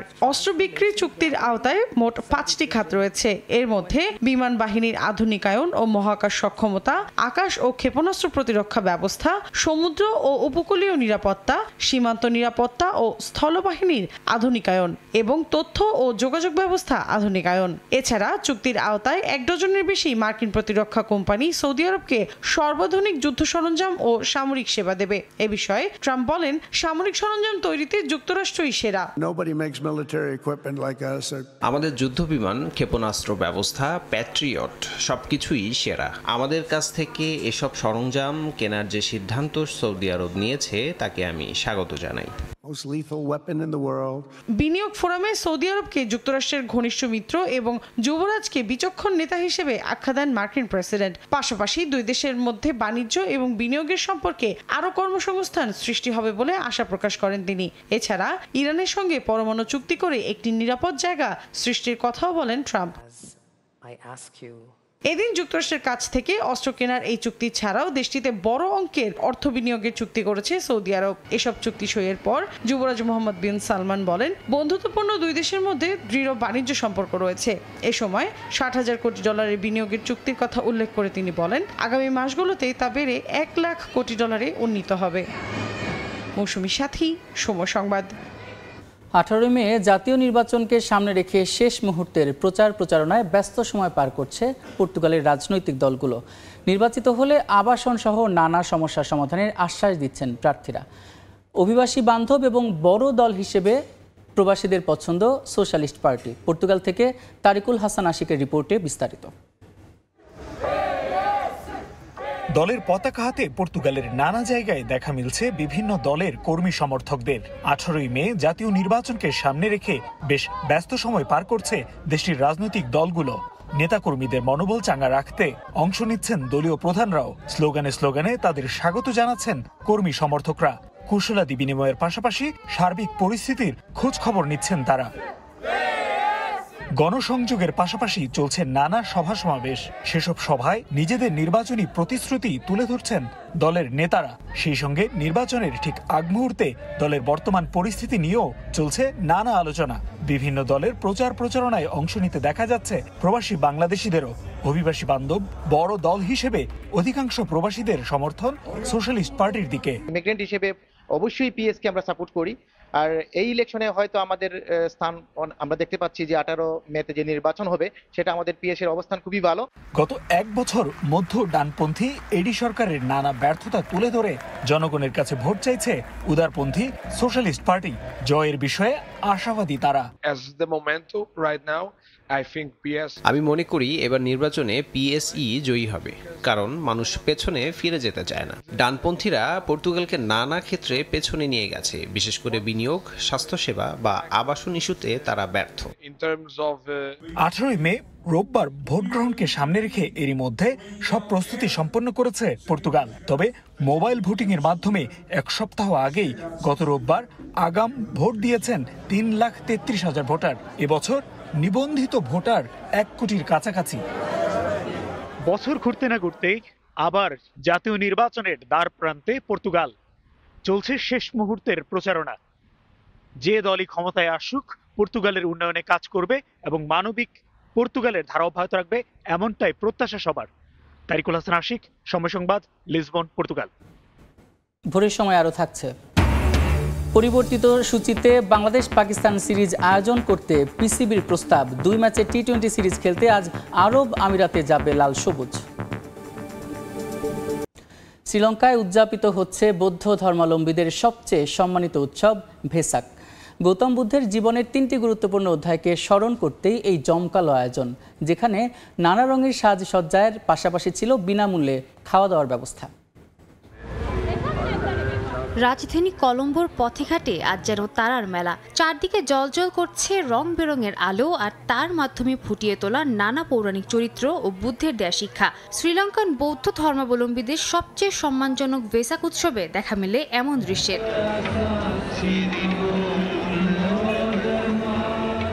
গৌতম বুদ্ধের জীবনের 3টি গুরুত্বপূর্ণ অধ্যায় জন্ম, নির্বাণ ও মৃত্যুর স্মরণে প্রতি বছরই দেশটি জুড়ে আয়োজন করা হয় নানা অনুষ্ঠানের। এ সময় পথঘাট, ইমারত থেকে শুরু করে সবকিছুকে সাজিয়ে তোলা হয় বাহারি আলো আর সাজসজ্জায়। বিশেষ করে রাজধানী কলম্বোর জাঁকজমকপূর্ণ আয়োজনে অংশ নিতে সারা দেশ থেকে ছুটে আসেন দর্শনার্থীরা। আমরা এখানে ভেসাক দেখতে এসেছি। এ এক অসাধারণ অভিজ্ঞতা। দেশের নানা প্রান্ত থেকে ছুটে আসা মানুষের সঙ্গে এ আনন্দ ভাগাভাগি করে নিতে পারাও আনন্দের। লণ্ঠনের মায়াবী আলোয় দেখা যায় বুদ্ধ মূর্তির সামনে প্রার্থনায় মগ্ন ভক্তদের। প্রভুকে সম্মান জানানোর পাশাপাশি নিজেদের সুপ্ত ইচ্ছাগুলো ব্যক্ত করেন তারা। অনেকে আবার বুদ্ধের প্রজ্ঞা ও আলোর নিদর্শন হিসেবে প্রদীপ জ্বালান। এটা একটি দারুণ অভিজ্ঞতা। মন্দিরে প্রার্থনা করার পর আমরা সন্ধ্যায় এই সাজসজ্জা দেখতে আসি। এটি বেশ উপভোগ্য। লণ্ঠনগুলো সুন্দর। অনুষ্ঠানে ঘুরতে আসা ভক্তদের জন্য প্রায় 8,500 দোকানে বিনামূল্যে খাবার বিতরণের আয়োজন করা হয়। এর মধ্যে ইন্ডিপেন্ডেন্স স্কোয়ারের সবচেয়ে বড় দোকানে একদিনে প্রায় 35,000 মানুষকে বিনামূল্যে খাবার ও আইসক্রিম দেওয়া হয়। সপ্তাহব্যাপী আয়োজনে প্রাণের জোয়ারে মেতে ওঠে শ্রীলঙ্কান রাজধানী। সাদিয়া তাসনিম, সময় সংবাদ। তিউনিসিয়ায় জলপাইয়ের তেল নিষ্কাশনের বর্জ্য দিয়ে তৈরি হচ্ছে পরিবেশ বান্ধব জ্বালানি। জ্বালানি উৎপাদক কোম্পানি বায়োহিটের কর্মীরা সেই বর্জ্যকে রূপ দিচ্ছেন শক্তির টেকসই উৎস ব্রিকেটে। এই প্রযুক্তি এরই মধ্যে জনপ্রিয়তা পেয়েছে তিউনিসিয়ার রেস্তোরাঁ, স্কুল, এমনকি হিমশীতল অঞ্চলের গেস্ট হাউসগুলোতে। তিউনিসিয়ার মোনোবার একটি ছোট ওয়ার্কশপে প্রতিদিন আসছে ট্রাক ভর্তি জলপাই বর্জ্য। স্থানীয় ভাষায় যাকে বলে ফিটুরা। জ্বালানি উৎপাদক কোম্পানি বায়োহিটের কর্মীরা সেই বর্জ্যকে রূপ দিচ্ছেন শক্তির টেকসই উৎস ফিটুরা 8-এ। প্রতিষ্ঠানটির প্রতিষ্ঠাতা ইয়াসিন খেলেফি বলেন, জলপাই বর্জ্যকে শক্তিশালী ও কার্যকর জ্বালানিতে রূপান্তর করা হয়, যা কাঠের চেয়ে বেশি কার্যকর এবং পরিবেশ বান্ধব। প্রতি কেজি ফিটোরাইট 4 কেজি কাঠের সমান তাপ উৎপন্ন করতে পারে। শুধু তাই নয়, কাঠ পোড়ানোর তুলনায় এর থেকে 30% কম কার্বন নির্গত হয়। জলপাইয়ের তেল নিষ্কাশনের পর যে বর্জ্যটি অবশিষ্ট থাকে, আমরা তা তিউনিসিয়ার ভাষায় ফিটুরা নামে চিনি। এই বর্জ্য যদি অপরিশোধিত অবস্থায় ফেলে রাখা হয়, তবে তা একটি বড় পরিবেশগত সমস্যার কারণ হয়ে দাঁড়ায়। তাই আমাদের উদ্যোগ হলো এই বর্জ্যকে রূপান্তরিত করে জ্বালানিতে পরিণত করা, অর্থাৎ এটি একটি শক্তির উৎস হিসেবে ব্যবহার করা। এই প্রযুক্তি এরই মধ্যে জনপ্রিয়তা পেয়েছে তিউনিসিয়ার রেস্টুরেন্ট, স্কুল, এমনকি হিমশীতল অঞ্চলের গেস্ট হাউসগুলোতে। তিউনিসিয়ার আলোরা রেস্টুরেন্টের মালিক মোহাম্মদ হারাট জানান, আগে রেস্তোরাঁগুলোতে কাঠের ব্যবহার হতো, তবে বর্তমানে ফিটুরার ব্যবহারই বেশি প্রচলিত। উন্নীত, যার মাধ্যমে খরচও কমছে, পাশাপাশি পরিবেশের ভারসাম্য বজায় থাকছে। অর্জিতা শেহজিন, সময় সংবাদ। মহাকাশ কৃত্রিম বুদ্ধিমত্তার পর এবার রোবট শিল্পের দৌড়েও বিশ্বের শীর্ষস্থান দখলে মরিয়া চীন। প্রেসিডেন্ট শি জিনপিংয়ের প্রত্যক্ষ তত্ত্বাবধানে নতুন অর্থবছরে এই খাতে বরাদ্দ বাড়ানো হয়েছে প্রায় $20 বিলিয়ন। লক্ষ্য, আগামী 5 বছরে নিজেদের তৈরি রোবট দিয়েই রোবট বানাবে চীন। সাংহাইয়ের এজিআই বট নামের একটি স্টার্টআপে দিনে 17 ঘন্টা ধরে জামা ভাঁজ করা, দরজা খোলা, স্যান্ডউইচ বানানোর মতো মানবিক কাজ শিখছে শতাধিক রোবট। এসব রোবটকে প্রশিক্ষণ দিতে তৈরি হচ্ছে অগণিত ডেটা সেট, যার মাধ্যমে ভবিষ্যতের রোবটগুলো মানুষের এই দুনিয়ায় টিকে থাকার কৌশল শিখবে। একদিন রোবটই রোবট বানাতে সক্ষম হবে বলে প্রত্যাশা প্রতিষ্ঠানটির অংশীদার ইয়াও মাওচিং এর। আমরা দৈনন্দিন প্রয়োজনে রোবট ব্যবহার করে সীমাহীন উৎপাদন ক্ষমতা সৃষ্টি করতে চাই। শুধু কল্পনা করুন, একদিন আমাদের নিজস্ব রোবট ফ্যাক্টরিতেই আমাদের রোবটগুলো নিজেরাই নিজেদের নতুন অস্তিত্ব তৈরি করবে। হিউম্যানয়েড রোবট প্রযুক্তিকে অর্থনীতির নতুন ইঞ্জিন বলে বিবেচনা করছে বেইজিং। প্রেসিডেন্ট শি জিনপিং নিজে সম্প্রতি পরিদর্শন করেছেন এজিআই বটের কারখানা। রোবটের প্রযুক্তিগত উৎকর্ষ দেখে নিজের সন্তুষ্টি প্রকাশ করেছেন। এদিকে ইউনিট্রি নামে আরও একটি স্টার্টআপ সম্প্রতি 10,000 বর্গমিটারে নতুন বরাদ্দ পেয়েছে হাংসু প্রশাসনের সহায়তায়। 2024 সালে 31টি চীনা প্রতিষ্ঠান বাজারে এনেছে 36টি হিউম্যানয়েড মডেল, যেখানে যুক্তরাষ্ট্র এনেছে মাত্র 8টি। বিশ্লেষকদের মতে 90% যন্ত্রাংশ স্থানীয়ভাবে তৈরি করতে পারায় বিশ্ববাজারে চীনের প্রবেশদ্বার অনেকটাই সহজ। এক একটি রোবটের দামও কমে নেমেছে মাত্র 1 লাখ ইউয়ানে, যা প্রায় $13,000 মতো। আমি মনে করি এই দৌড়ে কে জিতবে তা এখনই বলা কঠিন। চীনা সরকার যেভাবে এটাকে দেখছে তা হলো হিউম্যানয়েড রোবোটিক্স হতে পারে পরবর্তী ইলেকট্রিক ভেহিকেল শিল্প, যেখানে পুরো উৎপাদন সাপ্লাই চেইনে বিনিয়োগ করে এমন একটি পণ্য তৈরি করা সম্ভব যা আরো ভালো, আরো সস্তা এবং বিশ্ববাজারে রফতানিযোগ্য। দেশের শ্রম ঘাটতি মোকাবিলায় হিউম্যানয়েড রোবটকে বৃদ্ধাশ্রম, নার্সিং ও কেয়ার সেক্টরে কাজে লাগাতে চাইছে চীন। গত ডিসেম্বরে সরকার প্রকাশ করেছে একটি জাতীয় বয়স্ক যত্ন পরিকল্পনা, যেখানে কৃত্রিম বুদ্ধিমত্তা ও রোবোটিক্সকে একীভূত করার কথা বলা হয়েছে। এরই মধ্যে অ্যান্ড গ্রুপ চালু করেছে নতুন সাবসিডিয়ারি, যাদের রোবটগুলো বৃদ্ধদের সেবায় নিয়োজিত থাকবে। গত মাসে বেইজিংয়ের ইজুয়াং ম্যারাথনে দৌড়েছে 21টি হিউম্যানয়েড রোবট। কেউ পড়ে গেছে শুরুতেই, কেউ ধাক্কা খেয়ে আবার উঠে দাঁড়িয়ে দৌড়াতে চেষ্টা করেছে। তবে 6টি রোবট শেষ করেছে 21 কিলোমিটারের এই রেস। বিজয়ী রোবট টিয়ানগং আলট্রা দৌড়েছে 2 ঘন্টা 40 মিনিটে। এ দৌড় প্রতিযোগিতা শুধু প্রযুক্তি প্রদর্শনী নয়, প্রযুক্তির দুনিয়ায় চীনের ক্রমবর্ধমান আধিপত্যেরও পরিচায়ক। আমিরুল ইসলাম আলিফ, সময় সংবাদ। জার্মানির ফ্র্যাঙ্কফুর্টের চিড়িয়াখানায় দেখা গেল এক জোড়া বিরল প্রজাতির যমজ শিশু বাঘ। রাসমিয়ার মান্ডালা প্রথমবারের মতো জনসাধারণের সামনে এলো সুমাত্রান টাইগার প্রজাতির এই দুটি যমজ শিশু বাঘ, যারা খেলাধুলা আর তাদের অদ্ভুত কার্যকলাপ দিয়ে আকৃষ্ট করছে দর্শনার্থীদের।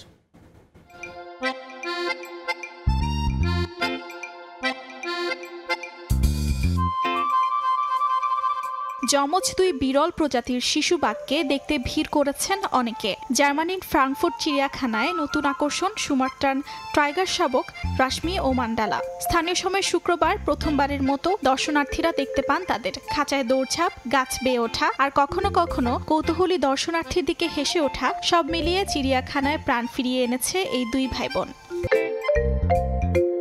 চিড়িয়াখানার পরিচালক ক্রিস্টিনা গেইগার জানান, বাঘগুলোর মা বাবা দুজনই অত্যন্ত যত্নশীল। শাবক দুটি সুস্থ, চঞ্চল এবং ভীষণ কৌতূহলী, যদিও বেশিরভাগ সময়ই তারা ঘুমিয়ে কাটায়। তাদের আচরণ স্বাভাবিক এবং প্রাণবন্ত হওয়ায় কর্তৃপক্ষ সন্তুষ্ট। খেলাধুলা আর খাওয়া এই দুটোই ওদের দৈনন্দিন রুটিনের অংশ, কিন্তু এখনো ওরা বেশিরভাগ সময় ঘুমিয়েই কাটায়। আমি যখনই দেখি, প্রায়ই দেখি ওরা ঘুমাচ্ছে। কিন্তু এই মনোমুগ্ধকর দৃশ্যের আড়ালেও আছে গভীর উদ্বেগ, কারণ সুমাত্রান টাইগার এখন অতিমাত্রায় বিপন্ন প্রজাতি। বন উজাড়, রাস্তাঘাট তৈরি এবং বাণিজ্যিক বাগান গড়ে তোলার কারণে ধীরে ধীরে নিশ্চিহ্ন হয়ে যাচ্ছে ইন্দোনেশিয়ার সুমাত্রা দ্বীপের রেইন ফরেস্টগুলো। অর্জিতা শেহজিন, সময় সংবাদ। দক্ষিণ কোরিয়ার জেবুদো দ্বীপ আকারে ছোট হলেও বেশ কিছু কারণে কোরীয়দের কাছে জনপ্রিয়তার শীর্ষে রয়েছে দ্বীপটি। প্রতিদিন দুবার চলে সমুদ্রের জোয়ার ভাটার খেলা। যেখানে সাগরের নীল জলরাশি, পাখির কলরব আর চোখ জুড়ানো সবুজ প্রান্তর মিলে তৈরি করেছে এক স্বর্গীয় দৃশ্য। সমুদ্রের নয়নাভিরাম সৌন্দর্য উপভোগ করতে আসেন বহু দর্শনার্থী। সমুদ্রের বুকে এক টুকরো ভূখণ্ড, চলে জোয়ার ভাটার খেলা। প্রতিদিন কয়েক ঘন্টার জন্য পানির নিচে তলিয়ে থাকে দ্বীপটিতে প্রবেশের কয়েক কিলোমিটার রাস্তা। দিনে দুবার থাকে পর্যটকদের প্রবেশে নিষেধাজ্ঞা। শুধু ভাটার সময় খুলে দেওয়া হয় প্রবেশ পথ। সেই রাস্তা ধরে হেঁটে বা গাড়িতে দ্বীপটিতে যান ভ্রমণ পিপাসুরা। দক্ষিণ কোরিয়ার হোয়াসাংসি শহরে উপকূল থেকে প্রায় 2 কিলোমিটার দক্ষিণ পশ্চিমে জনপ্রিয় এই জেবুদু দ্বীপের অবস্থান। আকারে ছোট হলেও বেশ কিছু কারণে জনপ্রিয়তার শীর্ষে জেবুদু দ্বীপ। পর্যটকদের ভ্রমণ আনন্দময় করতে সেখানে রয়েছে কেবল কার, এছাড়াও ছোট বড় সবার জন্য রয়েছে আলাদা আলাদা রাইড। সমুদ্রের তীরে মনোমুগ্ধকর সময় কাটাতে পরিবার সহ ঘুরতে আসেন স্থানীয় কোরীয়রা। প্রকৃতির স্বাদ নিতে নানা প্রান্ত থেকে প্রতিদিন ছুটে আসেন অন্যান্য দেশের পর্যটকরাও। শীত বিদায় নিয়ে চারদিকে মনোমুগ্ধকর বসন্তের বাতাস, প্রকৃতির স্বাদ উপভোগ করার অনেক কিছুই আছে দ্বীপটিতে, তাই চলে আসলাম দ্বীপটি দেখার জন্য। জেবুদু দ্বীপকে পাখির রাজ্য বলা হয়। বিশাল সমুদ্রের উপর দিয়ে মুক্তভাবে উড়ে বেড়ানোর গাংচিল যেন স্বাধীনতার প্রতিচ্ছবি। বছর জুড়ে সামুদ্রিক পাখির কলরবে মুখর থাকে পুরো উপকূলীয় অঞ্চল। অনেকে আবার সমুদ্রের বিভিন্ন প্রজাতির মাছ ধরতে চলে আসেন জেবুদুতে। দক্ষিণ কোরিয়া থেকে মোহাম্মদ হানিফ, সময় সংবাদ। খেলার খবর। বাংলাদেশ পাকিস্তান 5 ম্যাচ টি-20 সিরিজের পরিবর্তিত সূচি বিসিবিকে পাঠিয়েছে পাকিস্তান ক্রিকেট বোর্ড। নতুন সূচি অনুযায়ী 2 দিন পিছিয়ে 27 মে সিরিজ শুরুর প্রস্তাব দিয়েছে পিসিবি। সিরিজ শেষ হবে 5 জুন। খেলা হবে আগের 2 ভেন্যু ফয়সালাবাদ আর লাহোরে।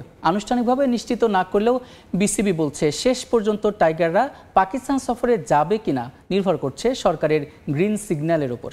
তবে বাংলাদেশকে আতিথ্য দিতে পুরোপুরি প্রস্তুত পাকিস্তান।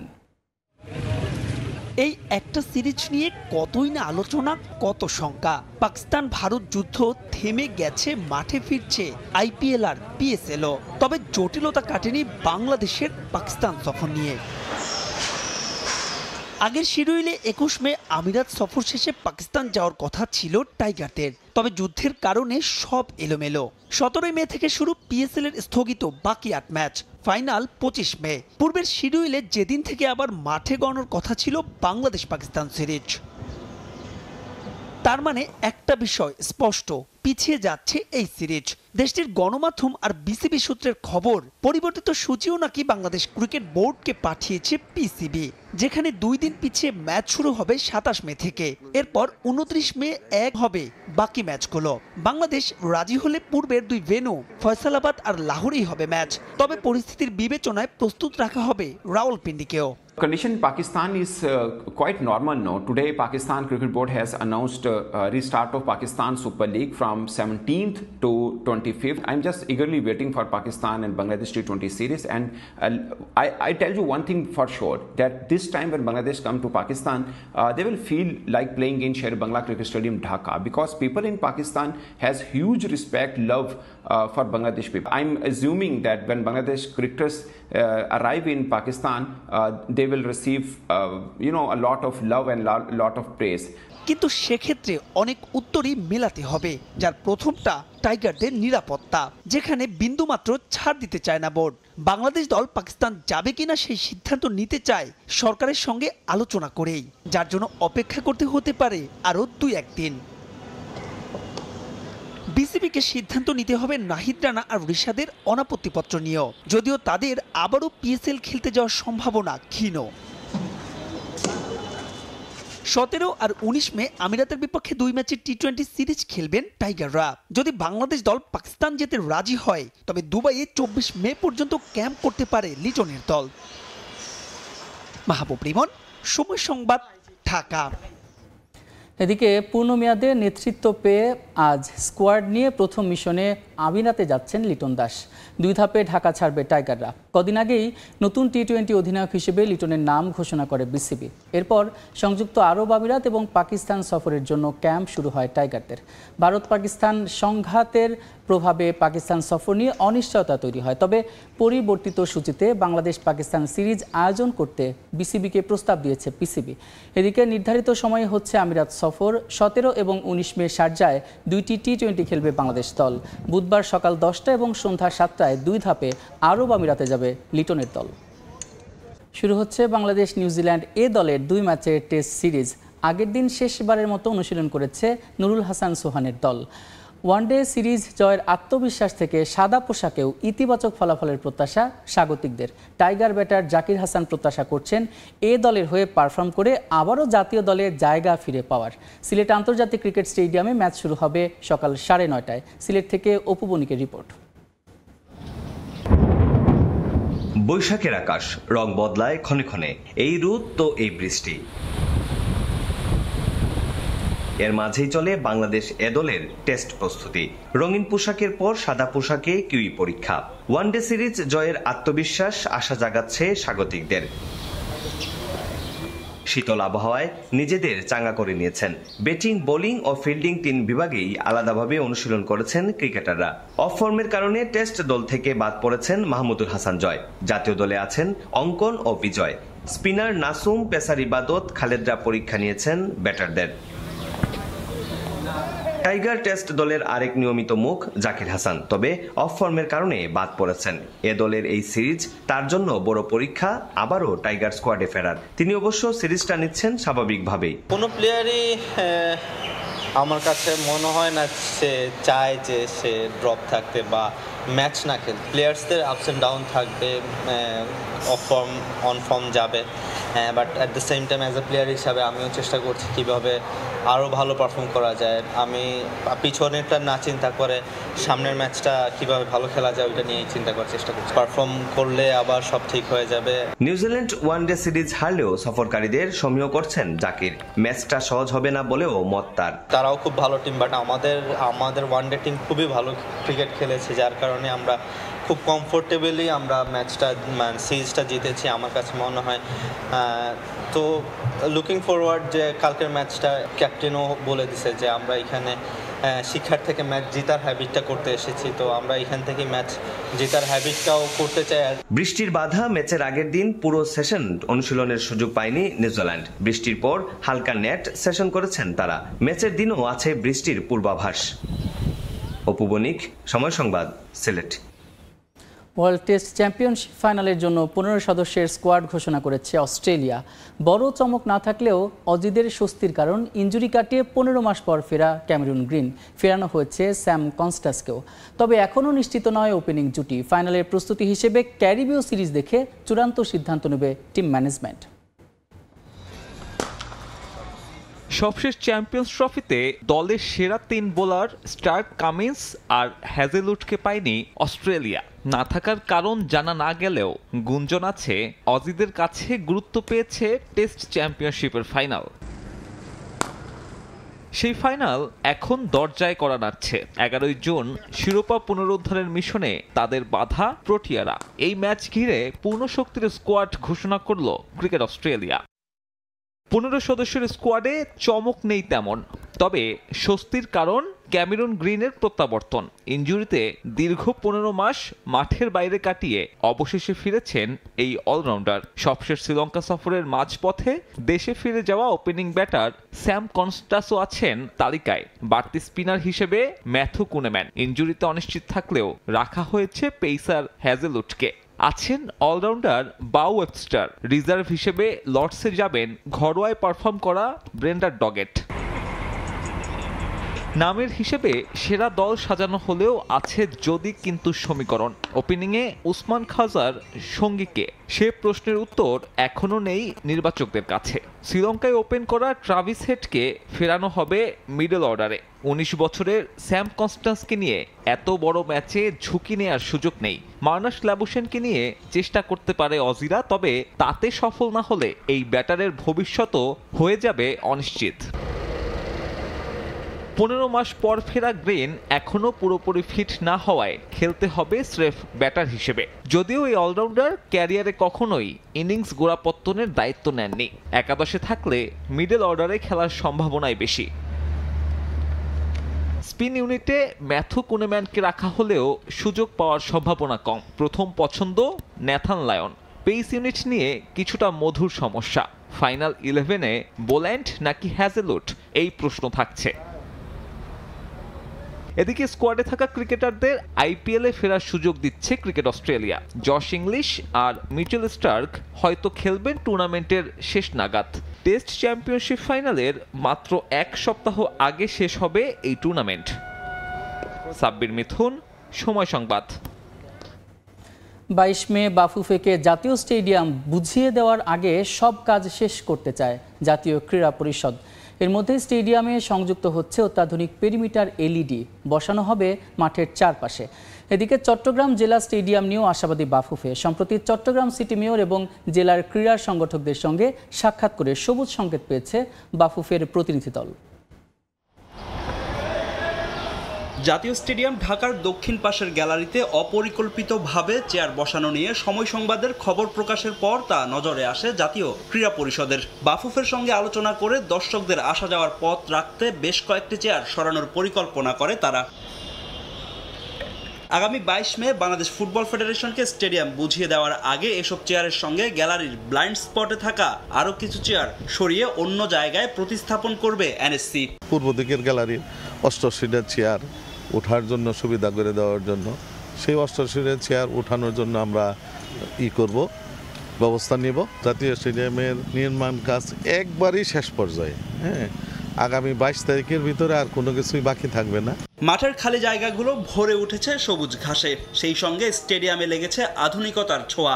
মাঠের চারপাশে বসানো হচ্ছে পেরিমিটার এলইডি। স্টেডিয়ামের ফ্লাড লাইট ও ক্যানোপি লাইটের কাজও শেষ পর্যায়ে। এদিকে চট্টগ্রাম জেলা স্টেডিয়াম নিয়ে আশাবাদী বাফুফে। সম্প্রতি চট্টগ্রামের স্থানীয় ক্রীড়া সংগঠক ও সিটি মেয়রের সঙ্গে সাক্ষাৎ করেছে ফেডারেশনের কার্যনির্বাহী কমিটির একটি দল। সেখান থেকেও এসেছে সবুজ সংকেত। আগামীতে আমরা 2-3টা টুর্নামেন্ট চট্টগ্রামে করতে চাচ্ছি। আসলে তো আমাদের মাঠ প্রয়োজন, এখন খেলার জন্য মাঠ প্রয়োজন। গ্যালারিতে যদি আমরা এএফসির খেলা চালাতে চাই, গ্যালারিতে চেয়ার টিয়ার সেটিং আছে, তো একটা ফলপ্রসূ আলোচনা হয়েছে। তারা আমাদেরকে আশ্বাস দিয়েছে কোনো অসুবিধা নেই, তারা আমাদেরকে সর্বাত্মক সহযোগিতা করবে এবং আমরা যখনই মাঠ চাই তারা আমাদেরকে কাজ করার সুযোগ করে দেবে। চট্টগ্রাম জেলা স্টেডিয়ামে ফিফার অর্থায়নে সংস্কার কাজ শুরু করতে চায় বাফুফে, যার জন্য এনএসসি থেকে স্টেডিয়ামটি বরাদ্দও পায় ফেডারেশন। তবে মাঠটি কোনোভাবেই বাফুফেকে হস্তান্তর করতে চায় না চট্টগ্রাম জেলা ক্রীড়া সংস্থা। ফাহিম ইসলাম, সময় সংবাদ, ঢাকা।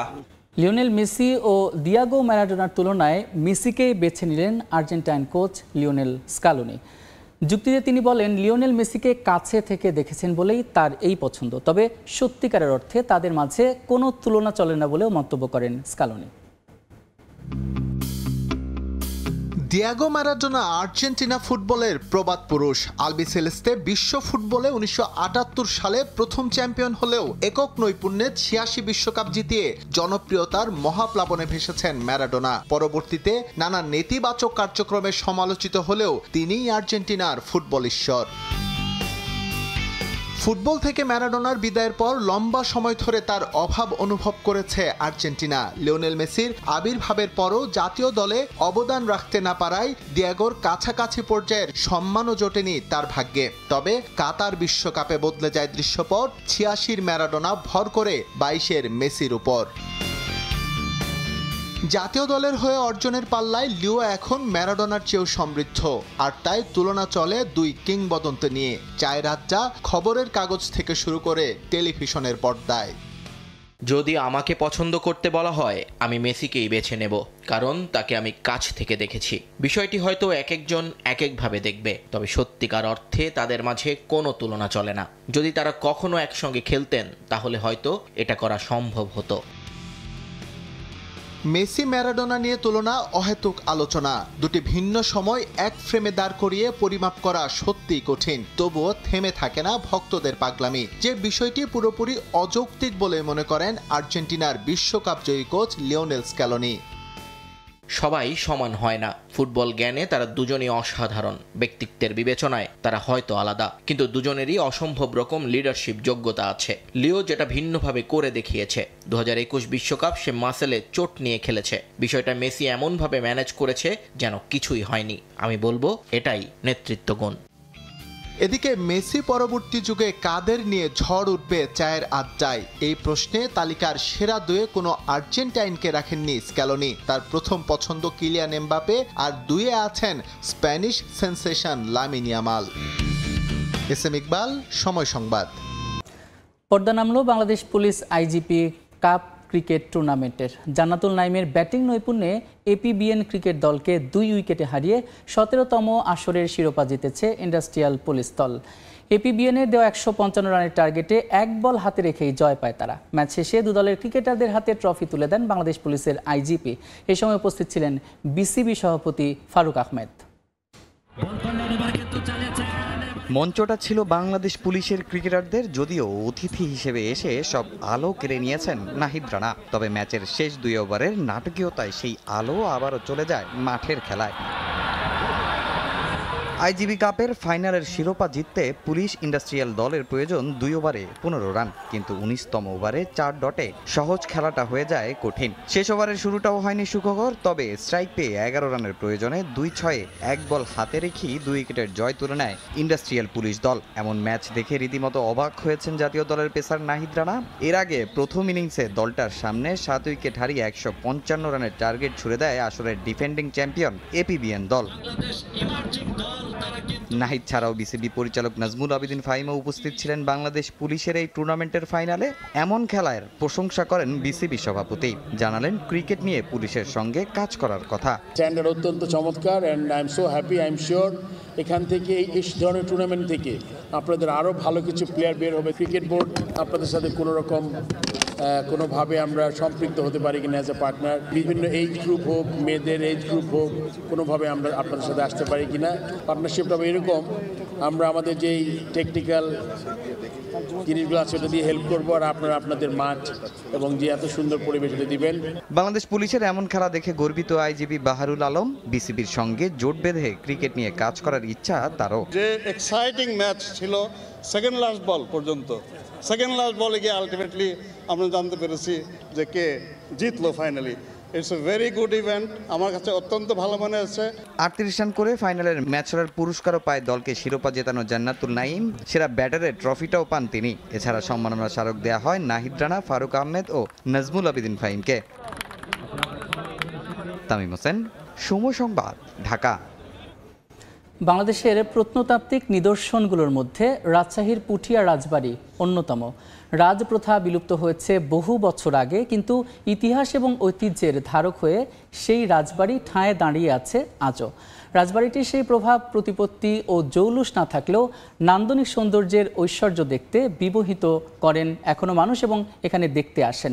এই পুঠিয়া রাজবাড়ি হয়ে উঠেছে রাজশাহীর অনন্য পর্যটন কেন্দ্র। কেবল রাজশাহী নয়, দেশ বিদেশের পর্যটকরাও প্রতিদিন ছুটে আসছেন এর চোখ ধাঁধানো সৌন্দর্যের টানে। হাবিবুর রহমান বাপ্পুর তোলার ছবিতে বিস্তারিত সাইফুর রহমান রকির প্রতিবেদনে। ইতিহাস থেকে জানা যায়, রাজশাহীর পুঠিয়া রাজবাড়ি বা পাঁচানী রাজবাড়ি হচ্ছে মহারানী হেমন্ত কুমারী দেবীর বাসভবন। আগে থেকেই এখানকার আশেপাশে প্রাচীন রাজপ্রাসাদ থাকলেও 1895 সালে আকর্ষণীয় ইন্দো ইউরোপীয় স্থাপত্য রীতিতে আয়তকার দ্বিতল রাজবাড়িটি নির্মাণ করেন মহারানী হেমন্ত কুমারী দেবী।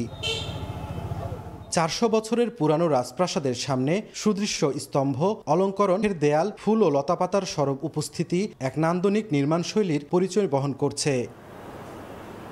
2021 সালে রাজবাড়িটি জাদুঘর হিসেবে ঘোষণা করা হয়। এখানে রয়েছে সিন্দুক, চেয়ার টেবিল ও আসবাবপত্র সহ কোষ্ঠী পাথরের মূর্তি। পুরোটা ঘুরে দেখলাম, ভালোই লাগলো আমার কাছে।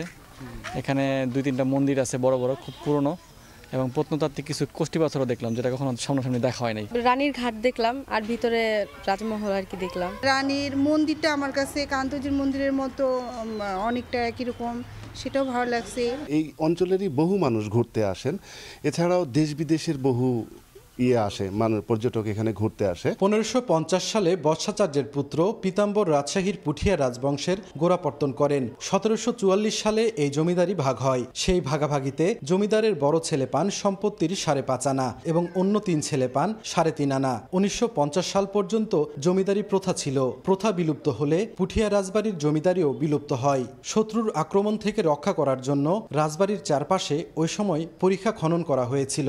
Beauty place. I'm first time this me like very temple. I think it's very beautiful place, very ancient, and I think it's good that you have this place and you take care of some ancient places and temples, and it's very interesting. প্রত্নতত্ত্ব অধিদপ্তরের দায়িত্বশীলরা বলছেন পর্যায়ক্রমে সংস্কার করা হচ্ছে রাজবাড়িটির নানা প্রাচীন স্থাপনা, আর এখনো কিছু স্থাপনা অবৈধভাবে দখল হয়েছে, সেগুলো অচিরেই উচ্ছেদের কথা জানান উপজেলা নির্বাহী কর্মকর্তা। গ্রুপ অফ মনুমেন্টস পেছনের যে পূর্বের যে রাজবাড়ির আদলে যেরকম ছিল সেই আলোকে কিভাবে নিয়ে আসা যায় সেই পরিকল্পনা প্ল্যান সরকার প্রত্নতত্ত্ব অধিদপ্তর আমরা কাজ করছি। কিছু মন্দির সংস্কার করা হয়েছে এবং রাজবাড়ি যে কমপ্লেক্সটি আপনারা যেটা দেখতে পাচ্ছেন এটিও কিন্তু সংস্কারের আওতাধীন রয়েছে।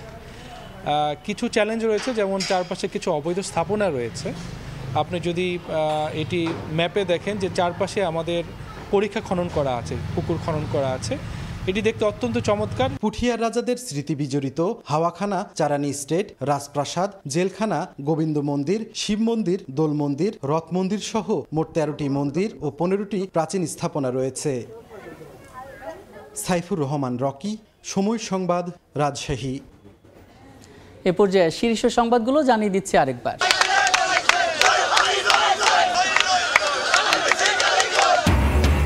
আন্দোলনের মুখে বরিশাল বিশ্ববিদ্যালয়ের উপাচার্যকে অব্যাহতি দিয়ে প্রজ্ঞাপন। শিক্ষার্থীদের উচ্ছ্বাস, নতুন ভিসি রাবির অধ্যাপক ডক্টর তৌফিক আলম। আজ চট্টগ্রাম যাচ্ছেন প্রধান উপদেষ্টা। বন্দর পরিদর্শনের পাশাপাশি ভিত্তিপ্রস্তর স্থাপন করবেন কালুরঘাট সেতুর। যোগ দেবেন চট্টগ্রাম বিশ্ববিদ্যালয়ের সমাবর্তনে। স্যাঁতসেঁতে মেঝে খসে পড়ছে পলেস্তারা। শাহজাহানপুর রেলওয়ে কলোনির অধিকাংশ ভবনই ঝুঁকিতে। কর্মচারীরা না থেকে ভাড়া দিচ্ছেন বহিরাগতদের, ব্যবস্থা নেওয়ার আশ্বাস। এবং থোকায় থোকায় ঝুলছে আম। চলতি সপ্তাহে রাজশাহী অঞ্চলে বাণিজ্যিকভাবে সংগ্রহ শুরু, খুশি বাগানিরা। এবার 12,000 কোটি টাকার ব্যবসার আশা কৃষি বিভাগের।